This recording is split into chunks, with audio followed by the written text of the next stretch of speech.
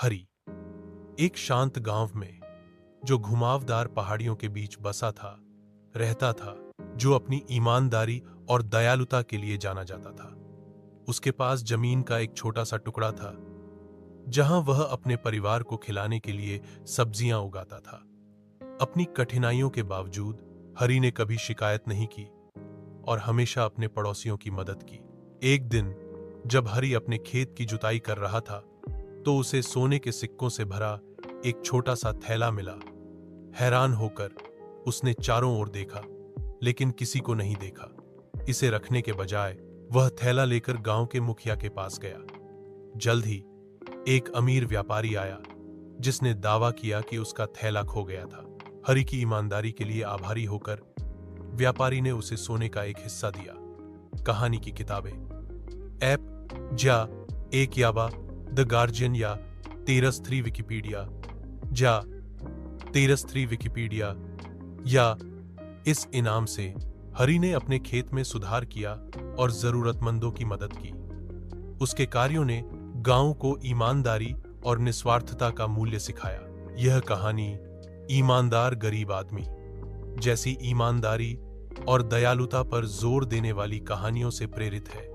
कहानी की किताबें ऐप हरी एक शांत गांव में जो घुमावदार पहाड़ियों के बीच बसा था, रहता था, जो अपनी ईमानदारी और दयालुता के लिए जाना जाता था।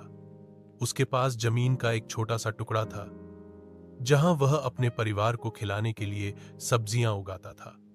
अपनी कठिनाइयों के बावजूद हरी ने कभी शिकायत नहीं की और हमेशा अपने पड़ोसियों की मदद की।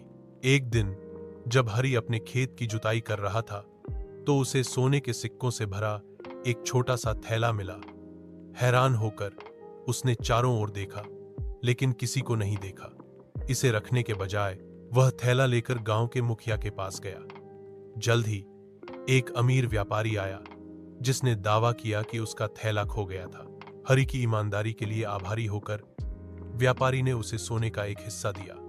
कहानी की किताबें ऐप जा एक याबा द गार्जियन या तेरस थ्री विकिपीडिया जा तेरस थ्री विकिपीडिया या इस इनाम से हरी ने अपने खेत में सुधार किया और जरूरतमंदों की मदद की। उसके कार्यों ने गांव को ईमानदारी और निस्वार्थता का मूल्य सिखाया। यह कहानी ईमानदार गरीब आदमी जैसी ईमानदारी और दयालुता पर जोर देने वाली कहानियों से प्रेरित है। कहानी की किताबें ऐप